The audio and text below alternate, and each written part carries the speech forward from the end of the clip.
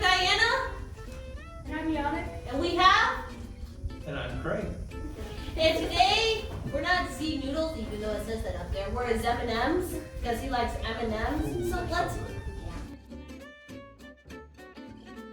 No. When did you start ShareFest? So ShareFest started about 13 years ago, and it kind of almost started by accident. So what happened was there was a hurricane down in the Gulf called Hurricane Katrina. And Hurricane Katrina hit the Louisiana coast, and there was one particular town called Waveland. And the eye of the hurricane went over Waveland, and it just destroyed the area. We happened to know somebody down there who said, you need to come down and see the devastation.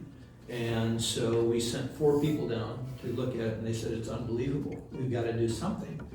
Well, this other team that we knew down there, they said, here's what the people are going to need, because they had been through a hurricane a year earlier. And they said, here's what we're going to need. We're going to need, these people are going to need to be fed and clothed, and not for a few days, not for a week, literally for months. Because all of their clothes, they don't have electricity, they don't have water, they don't have any of this stuff. And so all their clothes, literally, they're going to throw away when they're done, because they have no way to wash them right now. And so we said, okay, we'll commit to getting them clothes if they'll commit to feeding them. And so we joined forces, and for 3 months, we collected clothes here in Rockford. We sorted them all, and we sent them down there. And we had teams of people that would go down. Every 9 days, we'd send a new 20 people down there. Wow. And they would stay on the ground there, and they would run the distribution center. We called it a store so that it seemed like normal, but we didn't charge anything. And when we got done with that, we came back and we're like, wow, if we could do that for Waveland, Mississippi, which is over 1,000 miles away, what can we do right here in Rockford if we all rallied together? And so we thought, okay, but what would we do? So we didn't know, so we said, let's have some dream meetings. So we held 4 dream meetings, and we invited people just to come into the dream meetings and just say, if we could do anything in Rockford, what should we do? And everybody would come up with all these different ideas. Why? Some people wanted to have wanted to repair bikes for kids. I mean, there was just all stuff all over the place. But 3 things came out of that, and that was the 3 things: people wanted to help people who were under-resourced, they wanted to help kids, and it turns out they wanted to help our schools. So we're like, well, we had a conversation with the school district, and we realized if we could start by helping the schools, we would get the other 2 thrown in, because you're helping kids then. And there were a lot of people in public schools who were under-resourced. And so that was when we decided, well, let's do something for schools. So we went to schools and asked them what we should do. So, what do you enjoy about participating in ShareFest? Oh man, there's a ton of things I love about participating in ShareFest. I think one of them is that I get to work with a bunch of people. We get to do things together. I don't know if you've ever tried, when you do something alone, you get a sense of accomplishment, but it's usually a fairly small task. But when you start to get 10 people or 100 people or 1,000 people around a task, ooh, it's amazing what you can get done. And so we get to do things that we could never dream of doing by ourselves. So I think that's one of the things. Another thing is I get to do things that I like to do. Some of them I'm good at, some of them I'm just learning how to do. But there's always someone around that will teach me how to do things that I've never done before. And so to me, that's a lot of fun to learn stuff. What has inspired you to do the ShareFest? I think what has inspired me to do ShareFest has been watching people be able to use their gifts and their abilities to make our city a better place.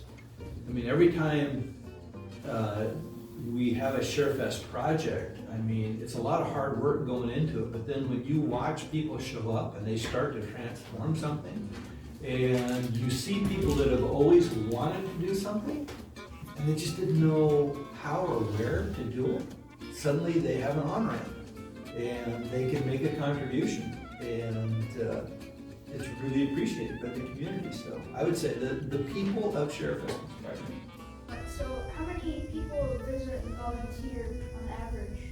On average, okay, so for instance, last year, we actually had 4 different projects that we did. So we worked on kind of redoing the YMCA's Children's Learning Center, and we had, probably about 700 people there come and serve a bunch of times.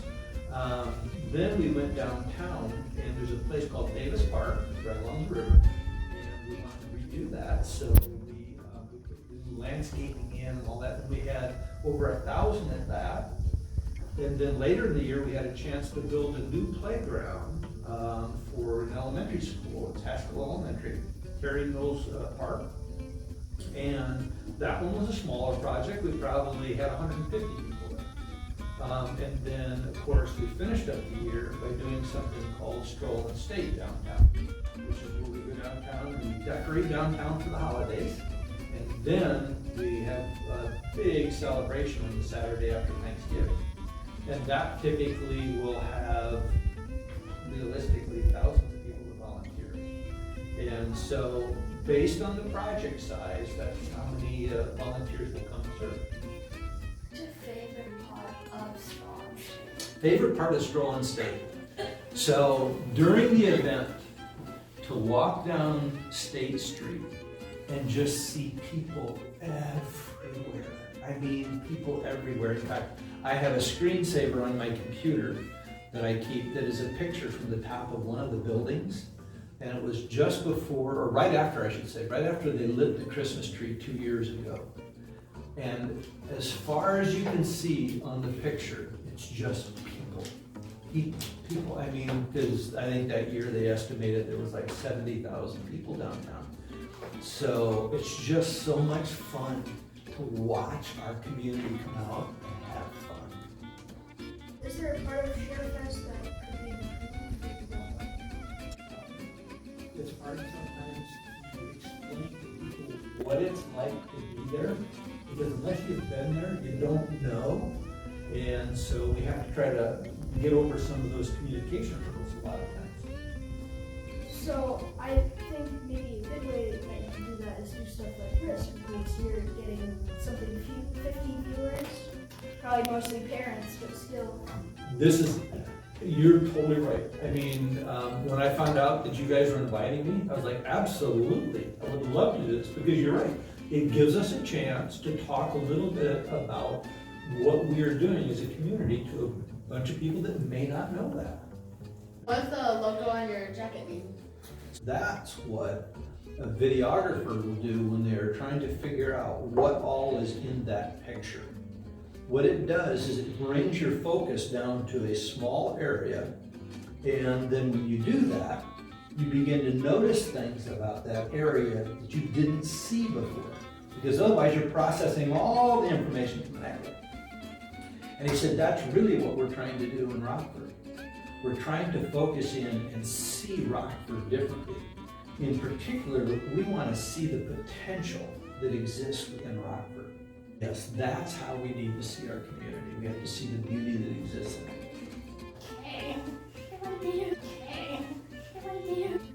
So would you like to try our M&Ms? I would love to try it. So which kind do you think I should try?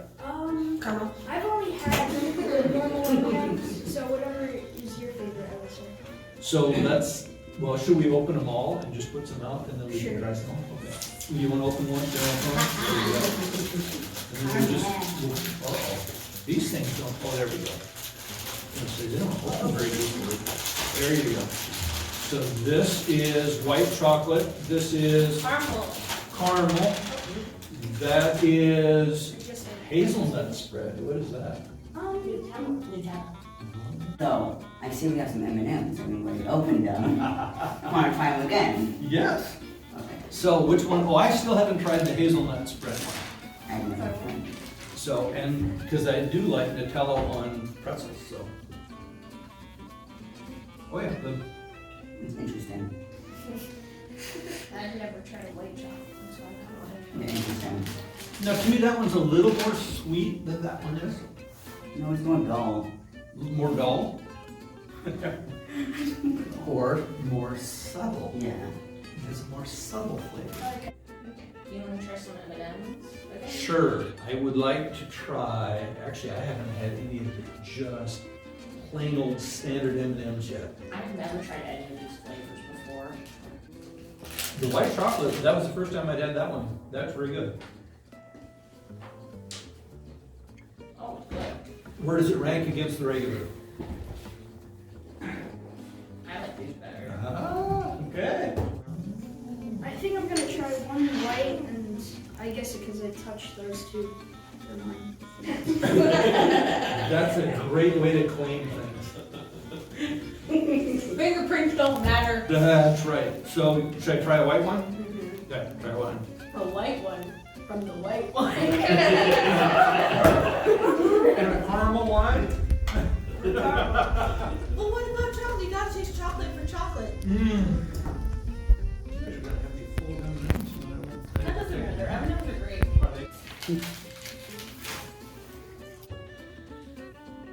Very good. Did you try one? Yeah, I tried the hazelnut. What'd you think? It was good. Good. They're all winners?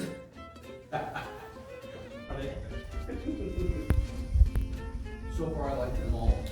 They're all good. Because we don't discriminate. They're pretty good, aren't they? You know the beautiful thing about that is that you can buy them in containers that are like this big and Sam's Club. Do you know what makes M&M shells hard? Do you know what they use? No. What do they use? Ground up beetles. That's what contributes to the shell. Just so you know. Actually, Fun fact of the day with Ollie.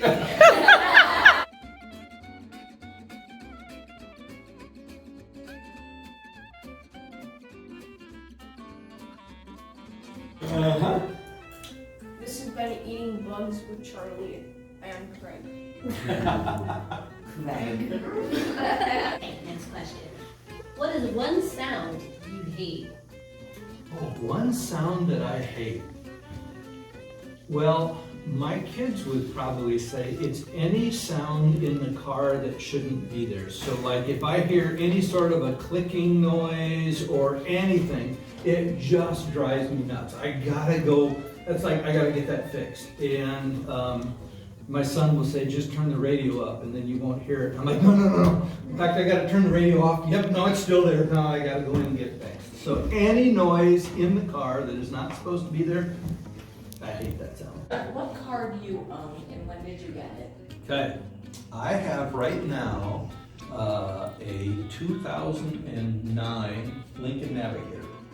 And I bought it used, and what I was looking for was something that was big enough that I could throw a bunch of stuff in the back of it during ShareFest, and was big enough that I could tow trailers around with ShareFest, but at the same time had enough seating to be able to put people in it when we needed to do that. And that vehicle was the perfect vehicle for that. So, since you've been really busy with ShareFest, what has been on your bucket list that other than ShareFest? Oh, bucket list items. Okay. Well, I have one thing that is definitely on my bucket list. Someday, I want to go to Alaska. Never been to Alaska, and as much as I love the outdoors and I love to fish, I just figured I gotta go to Alaska sometime. So that's on my bucket list right now, but that one may be a long ways off yet. Pretty So, snazzy. What is your favorite part about Rockford? oh, favorite part about Rockford? There are just a ton of really good things about Rockford. Can I name two? Yeah. Okay, so one of the things that Rockford has is a ton of really good restaurants and lots of different kinds of food. And I love lots of different kinds of food. In fact, anytime a new restaurant, like one just opened that has Peruvian food, I'm like, oh, we gotta go try it. Okay. Do you have a favorite place to be? Ooh. Yes, I would say my favorite place to be is outside on the water. I love to fish, whether the water is unfrozen or frozen. In fact, just yesterday I was out ice fishing. But I love to spend time outdoors, and in particularly, I'm a big fan of, believe it or not, I'm a big fan of the North. So whether you're talking Wisconsin, there's beautiful lakes here right in Illinois. Rock Cut's beautiful. When you go out and hang out at Rock Cut, I'm like, that's amazing with all the geese and birds, and there's deer running around there, and it's just, I love it out there. Where is your favorite place to go? Favorite place to go in Rockford? Anytime I'm in the Coronado Theater, I sit in there and I'm just like, this is amazing. Have you ever met like a celebrity? Have I ever met a celebrity? I just meet pretty average people. So we're average. We're all average and we're all special. And understanding and maintaining that tension is a great thing, because one keeps us humble and one allows us to actually be able to pursue what we love and excel at what we love. Okay. No, that's cool. Okay. Thank you for watching Z Noodles. Bye.